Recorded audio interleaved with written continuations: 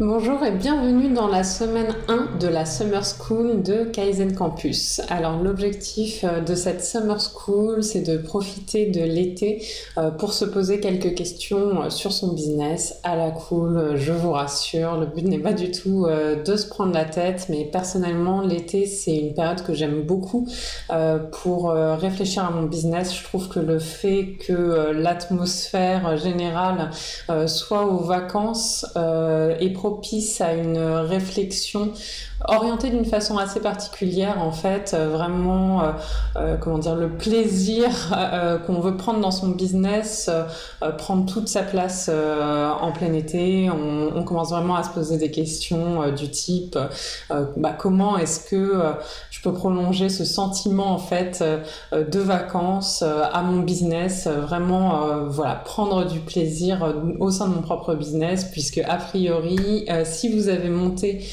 votre boîte, si vous avez lancé votre propre activité, c'est avant tout pour prendre plus de plaisir que vous ne le faisiez auparavant dans votre boulot.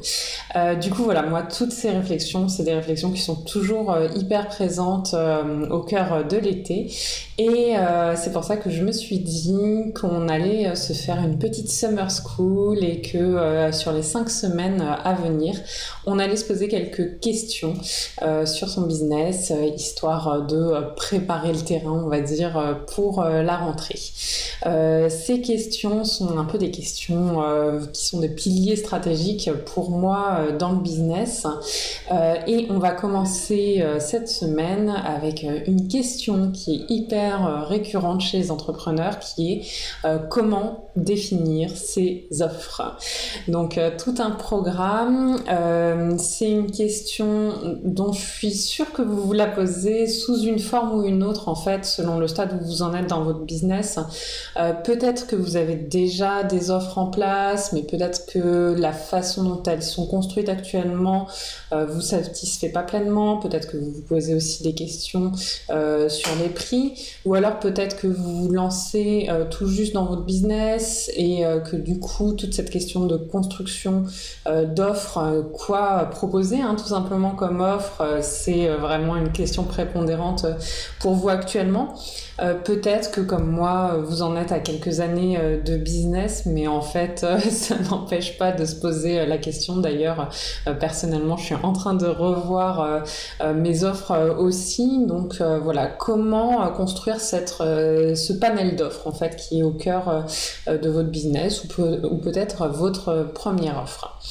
Et du coup, pour réfléchir en fait à cette question, souvent ce qu'on va faire un peu malgré soi, c'est de beaucoup penser dans notre propre perspective, ce qui est parfaitement normal.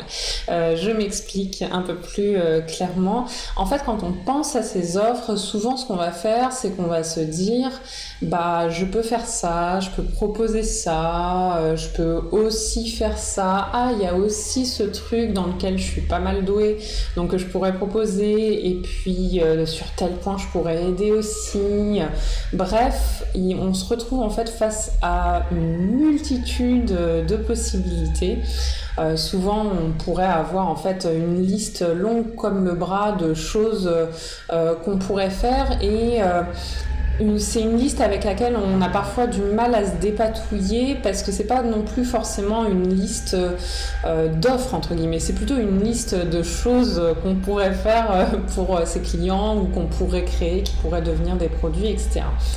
Et c'est parfaitement normal en fait d'avoir cette liste longue comme le bras et de pas réussir à s'en dépatouiller, parce que vous êtes super doué en fait, c'est normal. Vous êtes quelqu'un qui avait un long historique derrière vous, de passion, de compétences professionnelles, etc.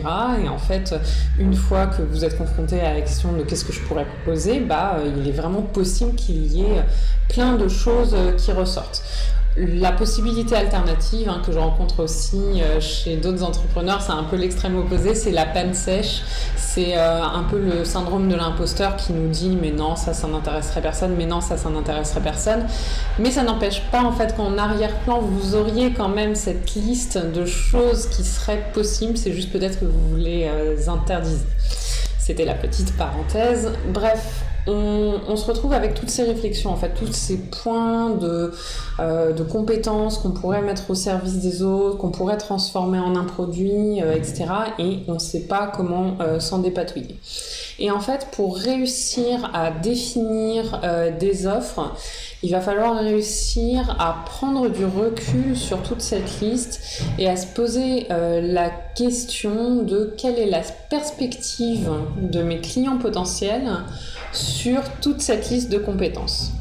Donc ça, c'est un exercice qui est pas facile, qui est pas le plus direct et sur lequel il faut revenir en général plusieurs fois avant de bien réussir à s'extirper de sa propre perspective à soi.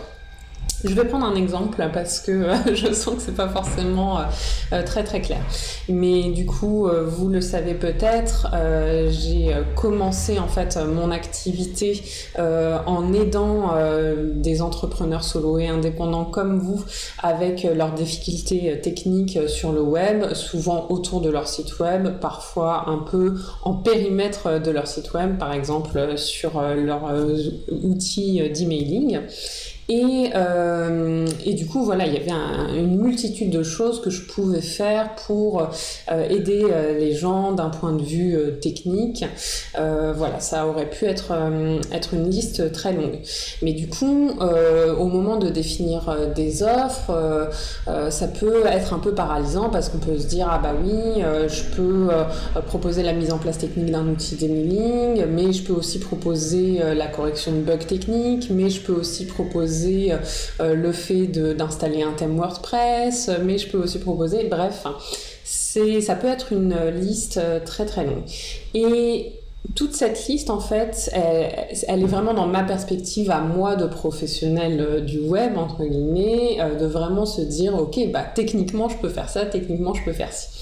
Mais si je sors de cette perspective et que je me dis, ok, mais mes clients, ils sont peut-être pas hyper intéressés par le fait que concrètement, j'installe un thème WordPress. Peut-être que ce qui les intéresse en fait davantage, en fin de compte, c'est d'avoir un site web qui soit joli. Donc on commence en fait à faire un pas vers l'extérieur, sortir de sa propre perspective. Et puis on réfléchit au reste et on se dit ok, l'outil d'emailing, oui, il y a certains clients qui pensent en ces termes, mais en fait peut-être que la plupart des clients, ce qu'ils veulent comme résultat final, c'est avoir une communication bien rodée. Donc on s'extirpe un petit peu de ça et on commence à se dire ok, quel est un peu le besoin général de mes clients, quelle est la problématique de mes clients. Les personnes qui me connaissent bien savent que c'est la question récurrente que je pose, quelle est la problématique telle qu'elle est perçue par mes clients potentiels. Et en fait, au fur et à mesure, plus on s'extirpe de ça, plus on arrive à se placer dans le point de vue de ses clients potentiels et à se dire « Ok, quelle est la problématique de mes clients potentiels à laquelle j'aimerais répondre ?» plus il va être facile en fait de créer une offre et de créer son panel d'offres. Donc souvent le panel d'offres, on va dire que c'est 3 offres, 4 offres. Faut pas multiplier en fait le nombre d'offres. Vraiment, je vous conseille en tant que business solo 3-4 offres maximum. Et du coup, chacune des offres répond à une problématique qui est pas très éloignée les unes des autres. Peut-être qu'il y a plusieurs niveaux. Je pense que vous voyez ce à quoi je fais référence. Et du coup, en fait, à partir du moment où on se place dans la problématique client, on va se dire ok, qu'est-ce que je peux mettre en fait en face de cette problématique comme réponse à cette problématique. Et là, on va réinclure en fait des éléments de toute cette liste de possibilités qu'on avait en tête. Mais le fait de se placer dans le point de vue de notre client va complètement changer la façon dont on définit l'offre. Donc typiquement, je vais reprendre l'exemple des sites web, mais ce qu'on peut se dire dans un premier temps, c'est ok, la problématique de certains de mes clients, ça va être qu'ils ont un peu petit problème à résoudre, dont ils n'arrivent pas à se dépatouiller tout seuls, alors que c'est plutôt des gens qui mettent les mains dans le cambouis. Et du coup, est-ce que je peux proposer un mini pack, 1 heure d'intervention pour répondre à la problématique de ces clients. Du coup, vous voyez bien que ce type d'offre, ça recouvre plusieurs possibilités derrière. Mais le fait en fait de se placer dans la perspective du client et de se dire « Ok, c'est quelqu'un qui est coincé, il a un petit problème technique qu'il n'arrive pas à résoudre seul », eh ben, ça définit en soi un premier niveau d'offre. Ensuite, on va se dire, ok, c'est un client qui a besoin d'un site web, il n'a pas du tout envie de le faire par lui-même, mais il veut quelque chose de très simple et sur lequel il va pouvoir agir en toute autonomie après. Ça va donner un deuxième niveau d'offre. Et pareil, en fait, à l'intérieur, il y a en réalité tout un tas d'actions que vous menez à l'intérieur de ce pack, comme l'installation technique du site, l'installation technique du thème, l'installation de plugins, etc., etc. Et ça peut donner lieu à un troisième niveau d'offre, quelque chose qui serait beaucoup plus complet pour les clients qui veulent pas du tout s'occuper de leur site web, jamais. Du coup, ça peut donner lieu à une offre de mise en place, plus une offre mensuelle derrière de maintenance. Voilà. Mais du coup, vous voyez directement, quand on se place dans la perspective des clients, le fait de définir le périmètre d'offre devient bien plus évident. Et la dernière question que vous posez peut-être vis-à-vis de tout ça, ça va être comment définir mes prix.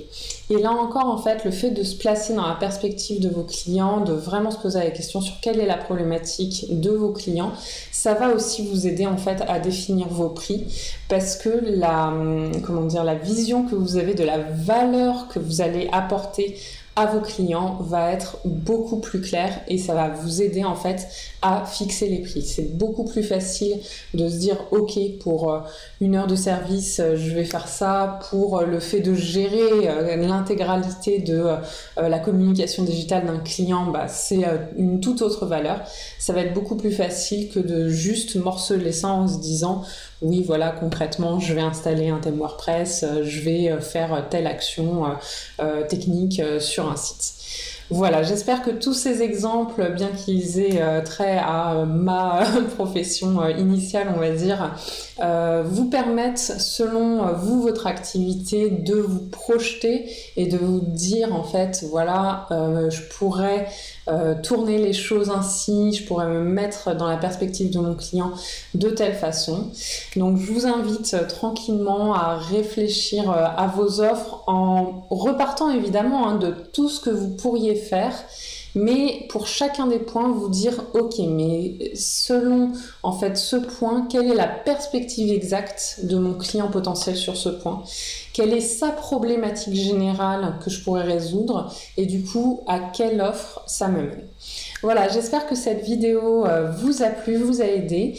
On se retrouve avec un article aussi cette semaine avec un petit exercice qui va vous aider justement sur ce point pour définir vos offres. Et voilà, ce sera tout pour cette première semaine de la Summer School. J'espère que ça vous a plu. N'hésitez pas à me laisser un petit commentaire et on se retrouve très bientôt. Merci de m'avoir écouté et à bientôt. Bye.